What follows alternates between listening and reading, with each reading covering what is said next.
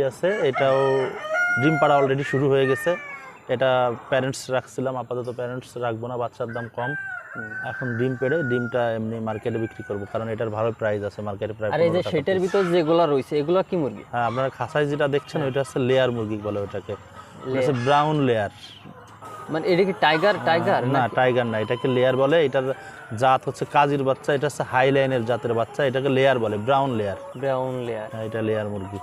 বাজারে আমরা যে ডিমগুলো দেখতে পাই লাল লাল যে ডিমগুলো, সেটাই ওইটা। প্রায় বাজারে যে ডিম আছে তার 90%-এর উপরে লাল ব্রাউনটাই আসলে পাওয়া তো যায়। এই ব্রাউন এটা কতগুলো আছে?